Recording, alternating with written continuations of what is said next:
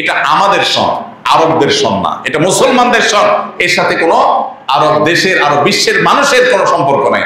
এর সাথে হিজরতের সম্পর্ক, যে হিজরতের সাথে ইসলামের সম্পর্ক, শুধু আরব ভূখণ্ডের সম্পর্ক না। অনেক তরুণ, অনেক কিশোর আছে যারা অনেকে হিজরত কি, হিজরি সন কি, কিসের প্রেক্ষিতে হয়েছে সেটি জানে না।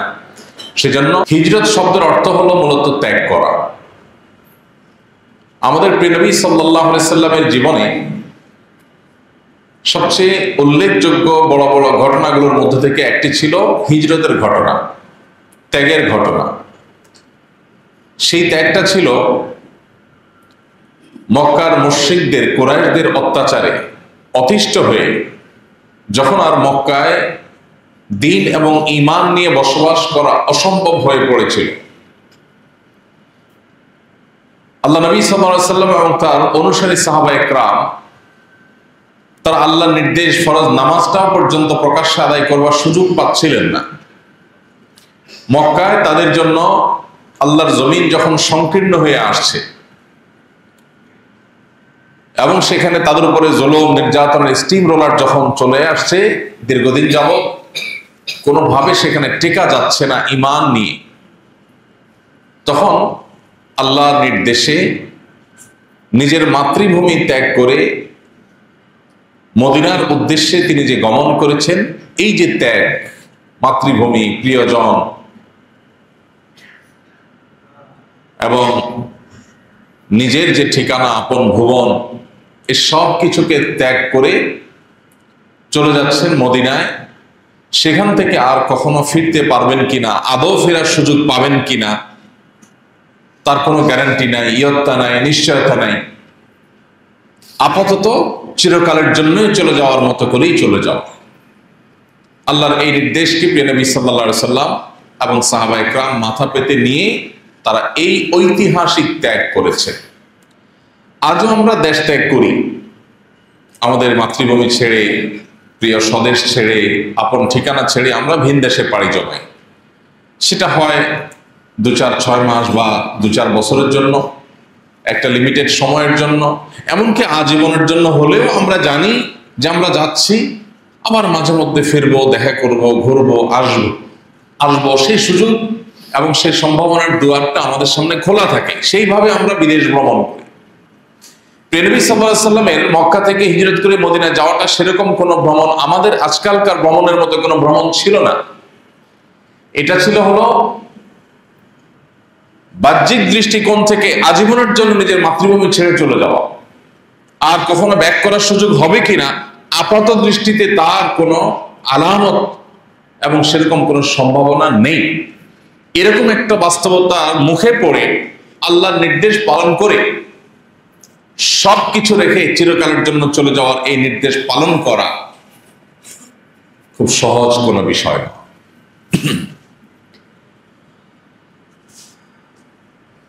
ভাইরা আমার, এই জন্যই পুরো কোরআন খুললে আপনি দেখবেন, হাদিসের পাতাগুলো উল্টালে দেখতে পাবেন হিজরতের মহিমা, হিজরতের তাৎপর্য, হিজরতের ফজিলত, এর মর্যাদা আল্লাহর কাছে কত বেশি সেগুলো উল্লেখ করা হয়েছে। কেন? কারণ আল্লাহর নির্দেশ পালনার্থে এত বড় স্যাক্রিফাইস করতে পারা, এত বড় ত্যাগ করতে পারা, এটা আল্লাহর কাছ থেকে পুরস্কার পাওয়ার অনেক বড় একটা মাধ্যম। এই জন্যই কোরআনে কারিমে আল্লাহ তাআলা বলেছেন, ওয়াল্লাযীনা আমানু ওয়াল্লাযীনা হাজারু, যারা ঈমান এনেছে এবং হিজরত করেছে যারা, ওয়াজাহাদু ফি সাবিলিল্লাহ, আল্লাহর নির্দেশ পালনার্থে যারা আল্লাহর রাহে জিহাদে রত হয়েছে, উলাইকা ইয়ারজুনা রাহমাতাল্লাহ, এই মানুষগুলো আল্লাহর রহমতের প্রত্যাশা করতে পারে। আল্লাহ তাদের রহমত দান করবেন এই বিশ্বাস তারা রাখবে। আল্লাহু গফুর রহিম, আল্লাহ তাআলা ক্ষমাশীল এবং দয়ালু। এর থেকে বোঝা গেল যে হিজরত এটা এমন একটা আমল যার মাধ্যমে আল্লাহ তাআলার রহমত আরো বহুবিধ উপকারিতা এবং সুন্নাহ থেকে আমরা জানি যে হিজরতের মাধ্যমে পাওয়া যায়। এই যে নবী সাল্লাল্লাহু আলাইহি সাল্লামের জীবনে বড় একটা ঘটনা, মক্কা থেকে হিজরত করে মদিনায় চলে আসতে হলো। তার বয়স যখন 53, তখন তাকে আল্লাহর পক্ষ থেকে নির্দেশ দেওয়া হলো এবং এই বয়সে তাকে তার পরিবারের সবাইকে রেখে একরকম তাকে অনেকটা নিঃসঙ্গ শুধু আবু বকর সিদ্দিক রাদিয়াল্লাহু আনহু একজন সহচরকে সাথে নিয়ে তিনি হিজরত করলেন। শুধু তিনি নন, তারপরে তার অনুসারী সাহাবায়ে কেরামদের উপর হিজরতের নির্দেশ যখন আল্লাহর পক্ষ থেকে এলো, তারাও একে একে হিজরত করলেন, কিন্তু সেই হিজরত গুলো ছিল বড় হৃদয় বিদারক। সারা জীবনের উপার্জন করা সহায় সম্পদ, স্থাবর সম্পদ, টাকা পয়সা, ধন দৌলত, জমি জমা, ভিটা বাড়ি, সবকিছু, এমনকি নিজের পরিবারের সদস্যদেরকে রেখেও অনেককে হিজরত করতে হয়েছে। আল্লাহ সেই নির্দেশ পালনার্থে সাহাবীরা কার্পণ্য করেন নাই, সবাই হিজরত করেছেন এবং নবী সাল্লাল্লাহু আলাইহি ওয়াসাল্লামের নির্দেশে প্রত্যেককেই মক্কা থেকে হিজরত করে মদিনায় যেতে আমরা দেখেছি। এই যে সবকিছু ছেড়ে ছেড়ে চলে আসা, আজকাল আমরা যে রিফিউজিদেরকে দেখি, শরণার্থীদেরকে দেখি, এক দেশ ছেড়ে আরেক দেশে তারা আশ্রয় নেয় যুদ্ধ বিগ্রহ লেগে গেলে, যান বাঁচানোর জন্য, জীবন রক্ষার জন্য। এইটার সাথেও নবী সাল্লাল্লাহু আলাইহি ওয়াসাল্লামের হিজরতকে পুরোপুরি কম্পেয়ার করা যায় না, কারণ এখনকার যারা রিফিউজি আছেন, যারা শরণার্থী আছেন, তারাও কিন্তু অনেক কিছু সাথে নিয়ে যেতে পারে। তাদেরকে দলে দলে হিজরত করতে দেওয়া হয়। নবী করিম সাল্লাল্লাহু আলাইহি ওয়াসাল্লামের সময়কার হিজরত ছিল, আপনারা জানেন যে তিনি রাতের অন্ধকারে আবু বকর রাদিয়াল্লাহু তাআলাকে সাথে নিয়ে একাকী নিঃসঙ্গ বের হয়েছেন এবং অনেক কলা কৌশল করে তাকে মদিনা পর্যন্ত পৌঁছাতে হয়েছে। তাকে পেছনে ধাওয়া করা হয়েছে, অর্থাৎ তার ভূমিতে তাকে বসবাস করতে দেওয়া হবে না, বিকজ তিনি ঈমানদার, বিকজ তিনি আল্লাহর বান্দা, বিকজ তিনি তাওহীদে বিশ্বাসী। এই জন্য তার ভূমিতে তাকে থাকতে দেওয়া তো হবেই না, অন্য জায়গায় চলে যাবেন সেটাও দেওয়া হবে না। তাহলে জুলুমের মাত্রা কোথায় ছিল? কিন্তু আল্লাহর সেই কঠিন নির্দেশকেও নবী সাল্লাল্লাহু আলাইহি ওয়াসাল্লাম সাহাবায়ে কেরাম হাসি মুখে মেনে নিয়েছে। হিজরতের এই ঘটনা আপাত দৃষ্টিতে বেদনার ঘটনা, সব ছেড়ে ছেড়ে চলে গেছেন, কিন্তু একটু গভীরে প্রবেশ করলে, হিজরত পরবর্তী ঘটনা প্রবাহগুলোর প্রতি খেয়াল রাখলে, নজর দিলে দেখা যায় যে এই হিজরতই ছিল প্রিয় নবী সাল্লাল্লাহু আলাইহি ওয়াসাল্লাম, সাহাবায়ে কেরাম তথা মুসলিম জাতির ঘুরে দাঁড়ানোর সবচেয়ে বড় টার্নিং পয়েন্ট। আপাত দৃষ্টিতে শরণার্থীর মতো অসহায় হয়ে নিজ মাতৃভূমিতে সবকিছু ছেড়ে ছড়ে, এমনকি পরিবারের সদস্যদেরকে রেখেও অনেকটা লুকিয়ে ছাপিয়ে রাতের অন্ধকারে মক্কা ছেড়ে মদিনায় গিয়ে পাড়ি জমাতে হয়েছে। যেখানে গিয়েছেন সেখানে নিজের কোনো ভিটা নাই, বাড়ি নাই, গাড়ি নাই, জমি জমা নাই, টাকা পয়সা নাই, ব্যাংক ব্যালেন্স নাই, ধনী গরিব হয়ে গেছেন, গরিব ধনী সব একাকার হয়ে গেছে। এরকম একটা বাস্তবতার মুখোমুখি সাহাবায়ে কেরাম হয়েছেন। কিন্তু দেখা গেল যে এই হিজরতের পর থেকেই মুসলমানদের সাফল্য শুরু হলো। বদরের সফলতা এবং পরবর্তী সফলতাগুলো একের পর এক মুসলমানদের পদচুম্বন করতে করতে একটা সময় এই মক্কা, মাত্র কয়েক বছরের ব্যবধানে এই মক্কাকে নবী করিম সাল্লাল্লাহু আলাইহি ওয়াসাল্লাম আবার আল্লাহর অনুগ্রহে জয় করলেন, বীরের বেশে সেখানে প্রবেশ করলেন এবং যারা তাদেরকে এই মক্কা থেকে বের করে দিলেন, তারাই নবী করিম সাল্লাল্লাহু আলাইহি ওয়াসাল্লামের অধীনস্থ হয়ে গেলেন। আল্লাহ তাআলা সেই ব্যবস্থা করলেন। প্রিয় ভাইরা আমার, হিজরতের এই ঘটনা আমাদের জীবনে বারবার পাঠ করা দরকার, পুনর্পাঠ করা দরকার এবং হিজরতের শিক্ষাকে আমাদের জীবনে ধারণ করা দরকার। আল্লাহ আমাদের সবাইকে সেই তৌফিক দান করুন। আমরা আজকে যে বিষয়ে কথা বলবো বলেছিলাম সেটি হলো হিজরতের চেতনা। আমাদের প্রিয় নবী সাল্লাল্লাহু আলাইহি ওয়াসাল্লামের জীবনে যে হিজরত হয়েছে, এই হিজরতের মূল চেতনাটা কি? হিজরতের মূল চেতনা হলো প্রিয় নবী সাল্লাল্লাহু আলাইহি ওয়াসাল্লামের একটি হাদিসে বর্ণিত হয়েছে, সেটি হাদিসটি সহিহ বুখারী সহ অন্যান্য হাদিসের কিতাবে বর্ণিত হয়েছে। আব্দুল্লাহ ইবনে আমর রাদিয়াল্লাহু তাআলা বর্ণনা করেছেন যে নবী সাল্লাল্লাহু আলাইহি ওয়াসাল্লাম বলেছেন, ওয়াল মুহাজিরু মান হাজারা মা নাহাল্লাহু আন। প্রকৃত অর্থে মুহাজির হলেন সেই ব্যক্তি, প্রকৃত অর্থে হিজরতকারী হলেন সেই ব্যক্তি যিনি আল্লাহর নিষিদ্ধ কাজ, বিষয় আশয় থেকে দূরে থাকে, সেগুলোকে ত্যাগ করে। আল্লাহর নিষিদ্ধ বস্তু, বিষয়, সেগুলো লোভনীয় হওয়া সত্ত্বেও সেগুলোকে যে ত্যাগ করে চলতে পারে, এই হলো প্রকৃত অর্থে হিজরতকারী। ইমাম ইবনুল কাইয়্যিম রাহিমাহুল্লাহ তিনি বলেছেন যে হিজরত দুই প্রকার। একটা তো হলো শারীরিক হিজরত, এক জায়গা থেকে আরেক জায়গায় চলে যাওয়া, স্থানান্তর হওয়া, এটা তো খুবই পরিষ্কার। বাট আরেকটা হিজরত আছে, আত্মিক হিজরত, মানসিক হিজরত, মনের থেকে হিজরত। সেটা হলো যে আল্লাহর নিষিদ্ধ যে বিষয় বস্তু আছে সে সমস্ত জায়গা থেকে সরে আল্লাহর আদেশের জায়গায় ফিরে আসা, অন্যায় ছেড়ে ন্যায়ের জায়গায় ফিরে আসা, এটা হলো হিজরত, আসল হিজরত। মানুষ মন থেকে যখন আল্লাহর আদেশ নিষেধকে মাথা পেতে নেওয়া এবং আল্লাহর নিষিদ্ধ বস্তু এবং বিষয় থেকে সরে আসার সিদ্ধান্ত গ্রহণ করে, সেটাই হয় আসল হিজরত। এরপরে সেটা কখনো স্থানান্তরের মধ্য দিয়ে প্রকাশ পায়, সেটা কখনো কোনো অন্য কোনো স্যাক্রিফাইস বা ত্যাগের মধ্য দিয়ে প্রকাশ পায়। তো এই জন্য হিজরতের এই চেতনাকে ধারণ করা ছাড়া কেউ না সত্যিকারের মুসলমান হতে পারবে, আর কেউ না সত্যিকারের সাফল্য, সত্যিকারের বিজয় স্পর্শ করতে পারবে, দেখতে পাবে, যাবত না সে হিজরতের চেতনাকে ধারণ করে। কিয়ামত পর্যন্ত আগত মুসলমানদের, সব যুগের সব জায়গার মুসলমানদের বিজয় এবং তাদের চূড়ান্ত সাফল্যের মূল সিক্রেটস হলো এই হিজরত। হিজরতের চেতনায় যদি মুসলিম জাতি ধারণ করে নিজেদেরকে, সেটা যদি নিজেদের মধ্যে রপ্ত করতে পারে, এই চেতনা যদি উজ্জীবিত হয়, এই চেতনা যদি তাকে পরিচালিত করে, তাহলে ইনশাআল্লাহ সে আল্লাহর খাতায় যেরকম হাকিকি মুসলিম, প্রকৃত অর্থে মুসলিম হতে পারবে, ঠিক একইভাবে নবী সাল্লাল্লাহু আলাইহি ওয়াসাল্লাম এবং সাহাবায়ে কেরামের জীবনে যেরকম হিজরতের পরবর্তী ইতিহাসটা শুধু হাসির ইতিহাস, আনন্দের ইতিহাস, সেটি আমরাও ধারণ করতে পারব। প্রিয় ভাইরা আমার, আপনারা জানেন ঈসাই সন বা খ্রিস্টীয় সন, যেটাকে আমরা ইংরেজি সন বলি ভুলবশত, যে সনের সাথে আসলে ইংরেজির সম্পর্ক নয়, বরং যে সনের সাথে ঈসা আলাইহিস সালামের জন্মের সম্পর্ক আছে বলে যে বিশ্বাস খ্রিস্টানরা করে, সেখান থেকে শুরু। সেই ঈসাই সন বা খ্রিস্টীয় সন, এটার সাথে পৃথিবীর অন্য যত সন প্রচলিত আছে, সারা পৃথিবীতে শত শত সন গণনা হয়, বিভিন্ন দেশে, বিভিন্ন ভাষা, বিভিন্ন কালচারে অনেক রকমের সন প্রচলিত হয়। এর মধ্যে সবচেয়ে প্রসিদ্ধ আজকালকার পৃথিবীতে যেটাকে আমরা ইংরেজি সন বলি, সেটা আসলে খ্রিস্টীয় সন। খ্রিস্টানরা মনে করে ঈসা আলাইহিস সালামের জন্ম হয়েছে যেই বছর, সেই বছর থেকে সন গণনা তারা শুরু করেছে। সেটা গুনতে গুনতে আজ তারা 2025-এ এসে থেমেছে, অর্থাৎ আজ থেকে 2024 বছর আগে ঈসা আলাইহিস সালামের জন্ম হয়েছে। তাই ঈসা আলাইহিস সালামের জন্ম একটা আনন্দের বিষয়, একজন নবীর জন্ম একটা আনন্দ এবং খুশির বিষয়।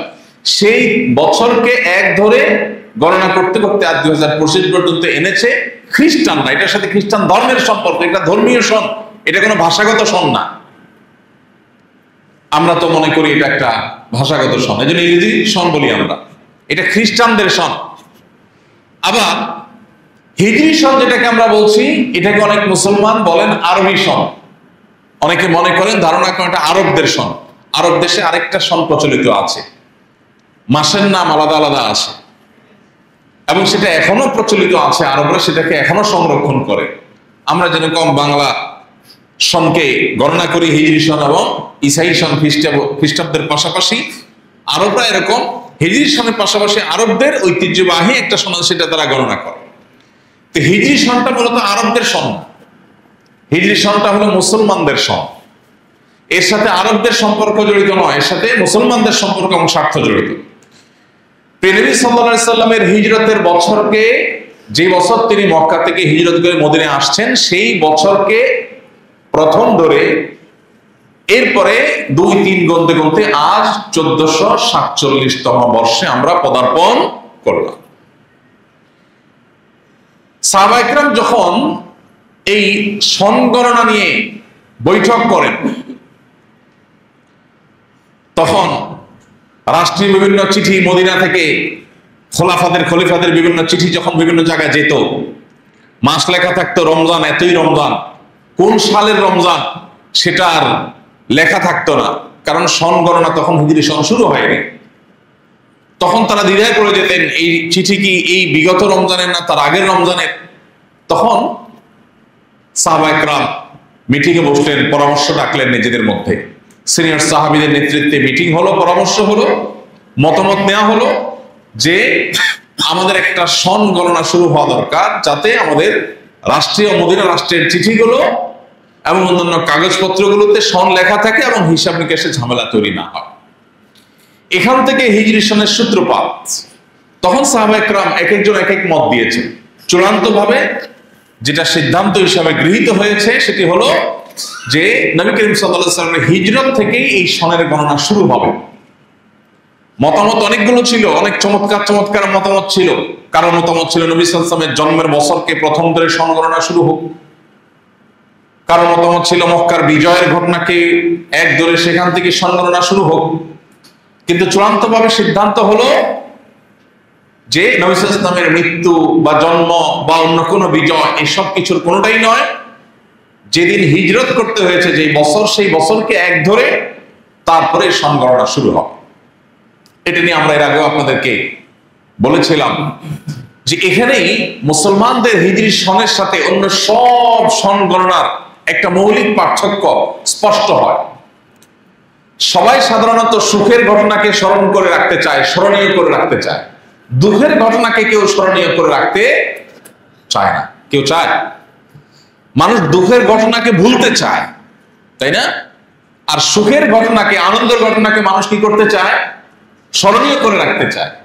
এই যে খ্রিস্টানরা আল্লাহ নবী ঈসা আলাইহিস সালামের জন্মের বছরকে তারা স্মরণ করিয়ে রাখতে চায়, স্মরণীয় করে রাখতে চেয়েছে, সেজন্য তারা ওখান থেকে সনগণনা শুরু করেছে তাদের ধারণা মতে।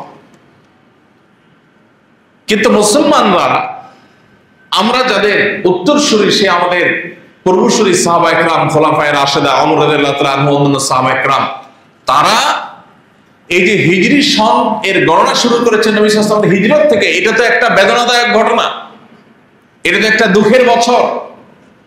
হিজরত করতে হয়েছে, মাতৃভূমি ছেড়ে চলে যেতে হয়েছে, এটা তো একটা বেদনাদায়ক অধ্যায়। এখান থেকে তারা সন গণনা কেন শুরু করেছেন, এর উত্তর আমরা এর আগের বছরও আপনাদেরকে বলেছিলাম। প্রিয় ভাইরা আমার, এর কারণ হলো সুখের ঘটনা, এটা মানুষ স্মরণ করলে উজ্জীবিত হয়, সন্দেহ নেই। মানুষের ভালো লাগে, সন্দেহ নেই। কিন্তু মানুষের জীবনে ঘুরে দাঁড়াবার সূচনা হয়, সূত্রপাত হয় মূলত দুঃখের ঘটনা থেকে। কঠিন সময় থেকে মানুষের ঘুরে দাঁড়াবার সূচনা, সূত্রপাত হয়। ভালো সময় থেকে মানুষ ঘুরে দাঁড়ায় না। ভালো সময় থেকে মানুষ খারাপের দিকে যায়, খারাপ থেকে মানুষ ভালোর দিকে আসে। হিজরত এমন একটা ঘটনা, যেই ঘটনার পর সাহাবায়ে কেরাম মদিনার মতো একটা রাষ্ট্র উপহার পেয়েছে। হিজরত এমন একটা ঘটনা, যেই ঘটনার পর সাহাবায়ে কেরাম পৃথিবীর সবচেয়ে বড় পরাশক্তিতে পরিণত হতে পেরেছে। হিজরত সেই ঘটনা, যেই ঘটনায় সাহাবায়ে কেরাম যে পরিমাণ শক্ট হয়েছেন, ব্যথিত হয়েছেন, কষ্ট পেয়েছেন, সেই কষ্টকে তারা সবর করে সয়ে আল্লাহর নির্দেশ মোতাবেক চলার মাধ্যমে একটা সময় এই মক্কাকেই তারা পুনরায় বিজয় করেছেন, বীরের বেশে, অনেকটাই রক্তপাতহীন ভাবে প্রায়। তো এই জন্য হিজরত যুগে যুগে মুসলমানদেরকে প্রেরণা দিবে যে যদি সাফল্যের পথ মানাতে চাও, যদি তুমি বিজয়ী এর বেশে পৃথিবীতে মাথা উঁচু করে দাঁড়াতে চাও, যদি তুমি আল্লাহর প্রিয় পাত্র হয়ে বেঁচে থাকতে চাও, ইমানদার হিসাবে যদি আল্লাহর কাছে জান্নাতি হিসাবে বিবেচিত এবং তালিকাভুক্ত হতে চাও, তাহলে হিজরতের চেতনায় উজ্জীবিত হওয়ার বিকল্প কোনো পথ তোমার সামনে খোলা নেই। এই বার্তা সাহাবায়ে কেরাম আমাদেরকে দিতে চেয়েছেন, কিয়ামত পর্যন্ত আগত ইমানদারদেরকে দিতে চেয়েছেন। সেই বার্তা আমরা কতখানি গ্রহণ করছি, সেটাই হলো গুরুত্বপূর্ণ বিষয়, সেটাই হলো মূল বিবেচ্য বিষয়। প্রিয় ভাই আমার, আজ ভোগবাদী এই পৃথিবীতে যেদিকে তাকাবেন আপনি, আমরা প্রায় এই কথা বলার চেষ্টা করি। চতুর্দিকে শুধুমাত্র ভোগের আয়োজন, ভোগের আহ্বান।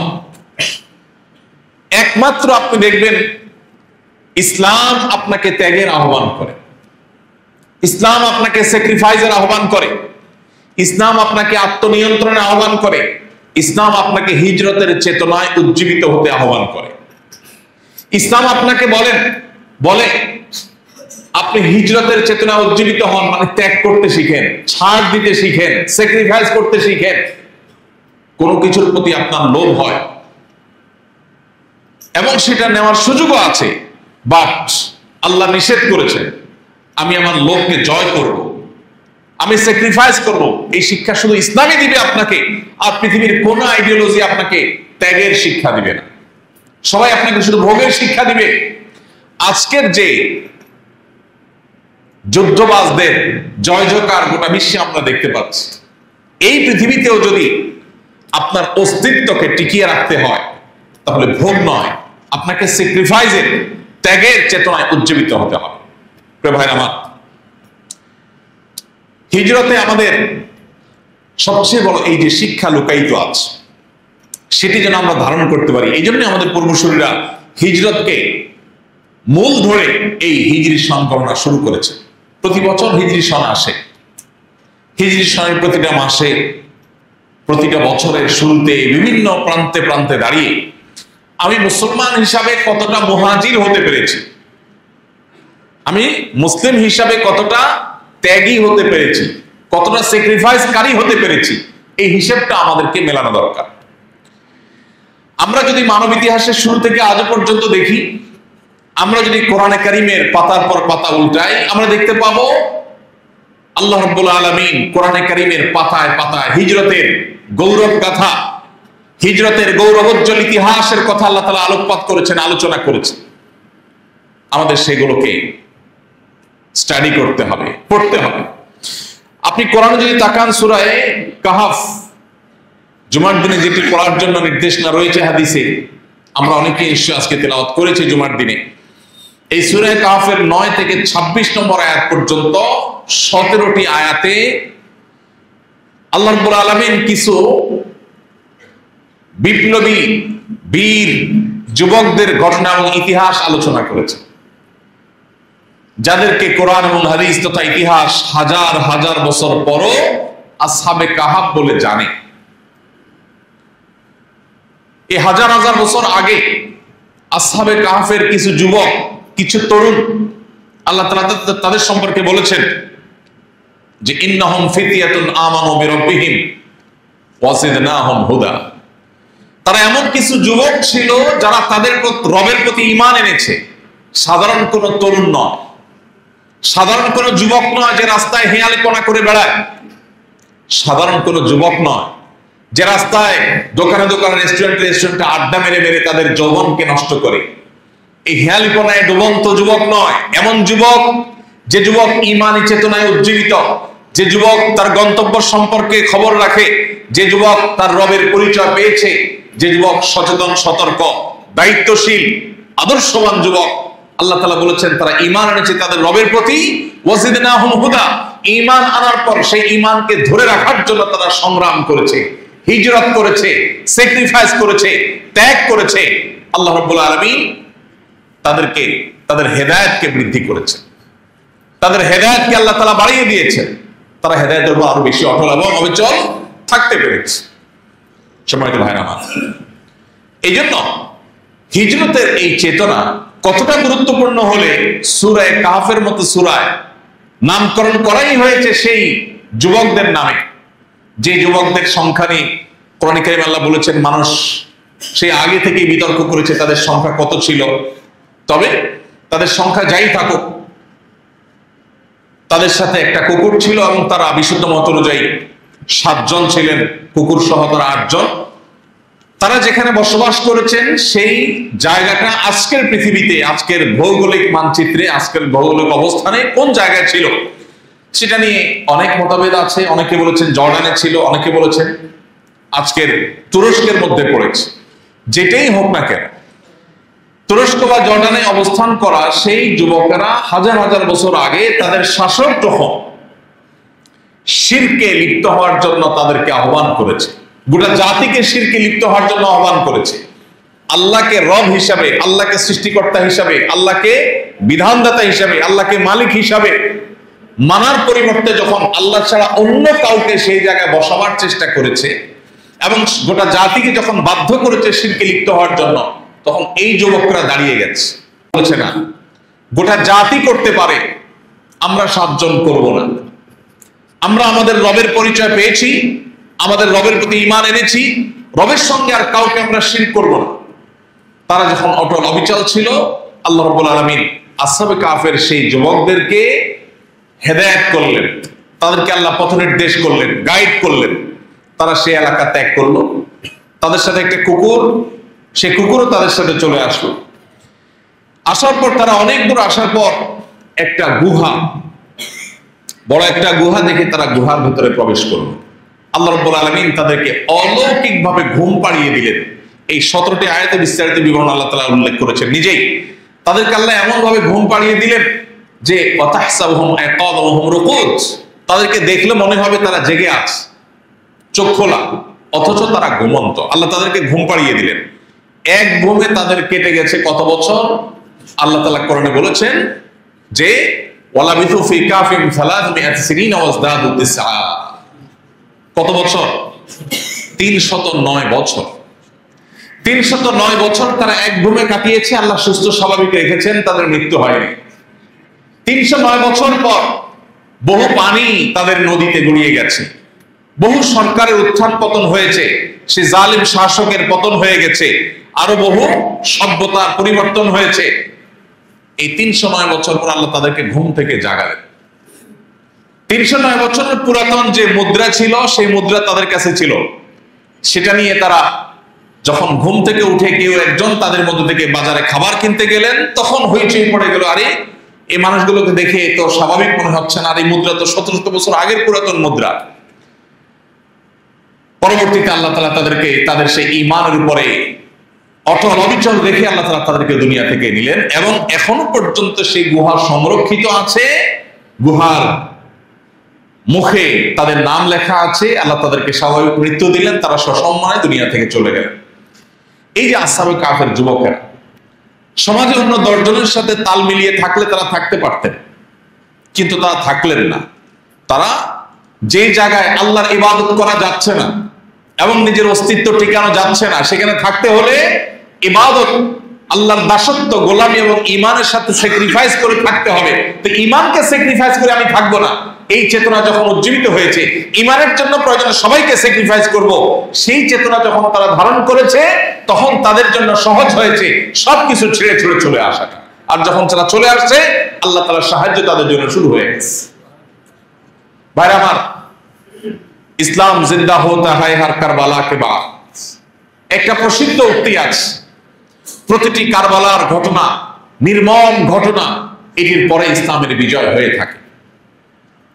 যেখানে দেখবেন স্যাক্রিফাইস এবং ত্যাগের মাত্রা অনেক বেশি, বুঝে নিতে হবে সেখানেই লুকায়িত আছে বিজয় এবং সাফল্যের গৌরবোজ্জ্বল ইতিহাস। শুধুমাত্র সেই সময়টা পার করার ব্যাপার। আজ আমরা যারা নিজেদেরকে মুসলমান দাবি করি, অনেকে 5 ওয়াক্ত নামাজ পড়ার চেষ্টা করি, মা বোনরা পর্দা মেনটেন করার চেষ্টা করেন, এরকম মানুষদের মধ্যেও দেখা যায় স্যাক্রিফাইসের কোনো চেতনা আজ নাই। চতুর্দিকে শুধু ভোগ আর ভোগ। আমরা মুসলমান হলাম এমন মুসলমান যে মুসলমান ইসলামের বেসিক বিষয়গুলো মানবো এবং তার পাশাপাশি আমরা আমাদের খেয়াল খুশি মতো জীবন যাপন করবো। ভাইরা আমার, হিজরত আমাদেরকে বলে এর নাম ইসলাম না। ইসলাম কি? এই যে আসহাবে কাফের যুবকেরা, সূরা কাহফে যাদের ঘটনাকে কেন্দ্র করে পুরো সূরার নামই আল্লাহ রেখেছেন, টানা 17টি আয়াত যাদের জন্য আল্লাহ নাজিল করেছেন, সেই যুবকদেরকে আল্লাহ তাআলা এত পছন্দ করেছেন, এত ভালোবেসেছেন, আল্লাহ সার্টিফিকেট দিয়েছেন, ইন্নাহুম ফিতয়াতুন আমানু বিরাব্বিহিম ওয়া জিদনাহুম হুদা। তারা আল্লাহর পক্ষ থেকে ঈমানদার এবং হেদায়েত প্রাপ্ত সার্টিফিকেট তারা পেয়েছে। অতএব তারা যেভাবে স্যাক্রিফাইস করেছে, আজ আমাদের জীবনের পরতে পরতে, মোড়ে মোড়ে, জীবনের প্রত্যেকটা টার্নিং পয়েন্টে এরকম স্যাক্রিফাইস এবং হিজরত করার প্রয়োজন দেখা দেয়। আর আল্লাহ যা নিষেধ করেছেন, কোরআন এবং হাদিস যা নিষেধ করেছে, সেগুলোকে ত্যাগ করা, সেই সাইডকে ব্লক করা, সেগুলোকে না বলতে জানা, এটাই হলো মুহাজির। আর এই মুহাজিরই আল্লাহ তাআলার কাছ থেকে চূড়ান্তভাবে রিওয়ার্ড এবং পুরস্কার লাভ করবে। বাইরে আমার, আজ গোলালো মার্কা মুসলমান ঘরে ঘরে, যারা নামাজও পড়ে আবার গানও শোনে, যারা রোজাও রাখে আবার হারাম উপার্জন করে, যারা কোরআন তেলাওয়াতও শুনে আবার একই সাথে হারাম জিনিসে শুনে। আজ সেই মুসলমানের বড় অভাব, যে মুসলমান হিজরতের চেতনা নিজেকে উজ্জীবিত করতে পেরেছে, যে মুসলমান বেছে বেছে চলা শিখছে, যে মুসলমান আল্লাহ এবং তার রাসূলের নিষিদ্ধ বিষয়গুলো থেকে হিজরত এবং ত্যাগ এবং স্যাক্রিফাইস করা শিখেছে এবং সেটি আত্মস্থ করেছে, সেটিকে মন্থন করেছে, সেটিকে অনুসরণ করে চলে, এই মুসলমানের বড় বেশি অভাব। আমাদের আজ সিদ্ধান্ত নিতে হবে আমরা কি জান্নাতে যেতে চাই কিনা। আমাদের সিদ্ধান্ত নিতে হবে আমরা কি আমাদের পূর্বসূরি নবী করিম সাল্লাল্লাহু আলাইহি ওয়াসাল্লাম সাহাবায়ে কেরামের হিজরত পরবর্তী যে গৌরব গাথা সোনালী ইতিহাসের রচনা হয়েছে, আমরা কি সেই ইতিহাসের পুনরাবৃত্তি আমাদের জীবনে চাই কিনা। যদি চাই তাহলে আমাদেরকে হিজরতের পথ এটাকে অবলম্বন করতে হবে, তাহলে আমাদেরকে হিজরতের চেতনা উজ্জীবিত হতে হবে। তাহলে আল্লাহ নিষেধ করেছেন ঘুষকে, আমি ঘুষে যাব না, ঘুষ ছাড়া আমার সমাজে টেকাটা কঠিন হবে, আমার অস্তিত্ব ঠিকানা জটিল হবে, আমার সামাজিক অবস্থানটা টিকবে না, অন্যদের সাথে তাল মেলাতে পারবো না, তারপরও আমি সে পথে যাব না। কেন? কারণ আল্লাহ আমাকে নিষেধ করেছে। এর নাম হিজরত। আজকের মুহাজির হলেন সে যিনি আল্লাহর ভয়ে হারাম হওয়ার কারণে তার ঘুষের কারবার করে লাখপতি কোটিপতি হওয়ার সুযোগ থাকা সত্ত্বেও তিনি সে পথে গেলেন না, এই হলেন মুহাজির। প্রিয় ভাইরা আমার, এরকম শত শত হিজরতের নজির আমাদের সামনে আছে কোরআনে কারিমে। আমি যেটা বলছিলাম, পাতায় পাতায় আপনি হিজরতের গৌরব গাথা পাবেন, হিজরতের সোনালী ইতিহাস পাবেন। আজ আপনাকে প্রতিটি বিজ্ঞাপনের বিলবোর্ড, প্রায় শতভাগ বিজ্ঞাপনে বিলবোর্ড, প্রতিটা বিজ্ঞাপন ভিডিও হোক আর স্থির চিত্র হোক, প্রতিটা বিজ্ঞাপন আপনাকে ভোগের জন্য আহ্বান করে। একমাত্র কোরআন আপনাকে আহ্বান করে ভোগ নয়, ত্যাগ করতে শিখো। তুমি তোমার পরিবারের প্রত্যেকটা সদস্যকে ত্যাগী বানাও। আমি যেটি বলছিলাম, আজ যে সংঘাতময় পৃথিবীতে আমরা বসবাস করছি, আজকের পৃথিবীতে যদি আমাদের অস্তিত্বকেও টিকিয়ে রাখতে হয়, তাহলে ভোগবাদী সমাজ নয়, ত্যাগবাদী সমাজ, স্যাক্রিফাইস করার মতো সমাজ আমাদেরকে বিনির্মাণ করতে হবে। তাহলেই এই প্রতিকূল পরিবেশের মধ্যে আমরা নিজেদের অস্তিত্বকে টিকিয়ে রাখতে পারব। আমি একটা কথা প্রায় বলি, আমরা প্রত্যেকটা মানুষ আমাদের ছেলে মেয়েদেরকে ভোগী করে তুলি। খুব স্বল্প সংখ্যক অভিভাবক আছেন যারা তাদের ছেলে মেয়েদেরকে, ছোট ভাই বোনদেরকে, অধীনস্থদেরকে ত্যাগী করেন। তারা যা চায় কিভাবে তা পূরণ করবো এটা নিয়ে আমরা মরিয়া হয়ে যাই। সন্তানের চাওয়া পূরণের জন্য বাবা মা পাগল হয়ে যান, অস্থির হয়ে যান, ব্যাকুল হয়ে যান। তাদের এই পাগল পড়া হওয়াটাকে আমরা পজিটিভলি দেখি, কিন্তু এর বাইরেও একটা ভাবনা আছে, এর বাইরেও একটা জগৎ আছে। আমাদের সন্তান তার জীবনে যা চাইবে তার সবকিছু পাবে না, পাবে। এই সন্তান যখন বড় হবে, সে যখন কর্মজীবনে যাবে, সে যখন এই পৃথিবীর বিভিন্ন প্রান্তে প্রান্তরে তাকে যেতে হবে, তখন সে যা কিছু চাইবে সবকিছুই কি তার জন্য বেটে বলে হবে? তখন যেন সে ধৈর্য ধারণ করতে পারে, সে যেন অস্থির হয়ে ব্যাকুল হয়ে শেষ হয়ে না যায়। এই জন্য তাকে তার বাবা মাই স্যাক্রিফাইস শেখানোর কথা, যে না বাবা, যা চাইবো তাই পেতে হবে। এই পৃথিবীটা নট লাইক দ্যাট। এই পৃথিবীটা এরকম না যে তুমি যা চাইবে তা পাবা। সো তোমাকে স্যাক্রিফাইস করা শিখতে হবে। এই স্যাক্রিফাইসের শিক্ষাটাই ইসলাম দিতে বলে, আর কেউ আপনাকে বলবে না। ভাইরা আমার, হিজরত সেই চেতনার কথা আমাদেরকে বলে।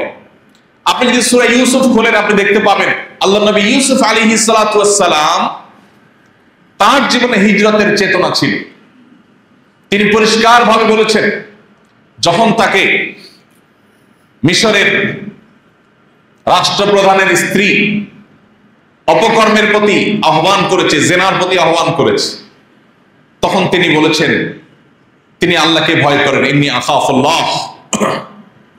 আল্লাহকে ভয় করার এই চেতনা, এটি তাকে স্যাক্রিফাইস করতে শিখিয়েছে। তিনি বলেছেন না, লোভনীয় অফার, কিন্তু আল্লাহ দেখছেন, আল্লাহ নিষেধ করেছেন, আমি হারামের পথে পা বাড়াতে পারি না। তিনি বলেছেন রব্বিস সিজনু আহাব্বু ইলাইয়া মিম্মা ইয়াদউনানি ইলাইহি। আল্লাহ, তারা আমাকে যে পাপ কাজের প্রতি আহ্বান করছে, মানুষ হিসেবে মানুষের মন সেদিকে টানে। ইন্নান নাফসা লাআম্মারাতুম বিসসু, তিনি নিজে বলেছেন, তারা যেটা প্রতি আহ্বান করছে মানবীয় প্রকৃতি সেদিকে টানে সাধারণত। এরপরেও তিনি বলছেন, এই পথে না গেলে, তাদের কথা না শুনলে তারা আমাকে জেলে পুরে দিচ্ছে। তারা আমাকে আমার জীবন থেকে অনেকগুলো বছর তারা কেটে নিয়ে মিথ্যা অভিযোগ দিয়ে, শুধু জেলে পুরা তো নয়, মিথ্যা অভিযোগ দিয়ে জেলে পুরে রাখবে। ক্বালা রাব্বিস সিজনু আহাব্বু ইলাইয়া মিম্মা ইয়াদউনানি ইলাইহি। ঈসা আলাইহিস সালাম বললেন, ও আমার রব, ও আমার আল্লাহ, তারা আমাকে যে পাপ কাজের প্রতি আহ্বান করছে, মনও সেদিকে টানে, কিন্তু আমার কাছে আপনার অবাধ্যের পথে যাওয়ার চাইতে জেলে যাওয়াটা অধিকতর প্রিয়। তখন তিনি হিজরত করলেন, তখন তিনি স্বাভাবিক জীবন ছেড়ে জেল জীবনে চলে গেলেন। কেন? আল্লাহর নিষিদ্ধ বস্তু থেকে বাঁচার জন্য। আপনি এভাবে যদি কোরআন খোলেন, আপনি দেখবেন আল্লাহ নবী নূহ আলাইহিস সালাম আল্লাহর নির্দেশ, ঈমানের উপরে টিকে থাকার প্রয়োজনে আল্লাহর নির্দেশে হিজরত করে নৌকা আরোহণ করে নিজ এলাকা ত্যাগ করলেন।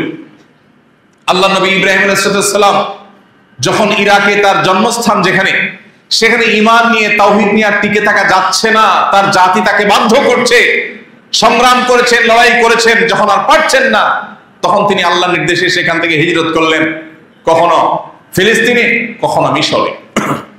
এভাবে আল্লাহ নবী লূত আলাইহিস সালাম যখন তার জাতির সংক্রামিতার অপরাধকে, এটাকে দমন করবার জন্য, ঠেকাবার জন্য সর্বশক্তি দিয়ে সারা জীবন সংগ্রাম করে গেলেন, কিন্তু যখন দেখছেন আর কোনোভাবে তাদেরকে নিবৃত করা যাচ্ছে না, আল্লাহর নির্দেশে সেই জায়গা থেকে, নিজের ঠিকানা থেকে তিনি হিজরত করে চলে গেলেন। এভাবে আমরা দেখি আল্লাহ নবী মূসা আলাইহিস সালাম, তিনিও আল্লাহর নির্দেশে একটা সময় তাকে হিজরত করতে হয়েছে, মুহাম্মদ সাল্লাল্লাহু আলাইহি ওয়াসাল্লামকে হিজরত করতে হয়েছে। প্রিয় ভাইরা, আমরা আজ ভূখণ্ডের হিজরতের প্রয়োজন যেখানে আছে কোন কোন ক্ষেত্রে, কোন কোন পৃথিবীর কোন প্রান্তের মানুষের জন্য, আমরা বরং আমাদের দেশের প্রেক্ষাপটে যদি বলি, আমরা উল্টাটা করি। যেখানে ঈমান রক্ষা করার জন্য, আমার ঈমানের জন্য অনুকূল পরিবেশে যাওয়ার কথা, সেখানে মুসলমানদের পরিবেশ রেখে একটু ভালো জীবন যাপন করবার জন্য, লাক্সারিয়াস লাইফ লিড করার জন্য আমরা পাড়ি জমাই এমন দেশে যেখানে আমার ঈমান বা আমল সেফ বা নিরাপদ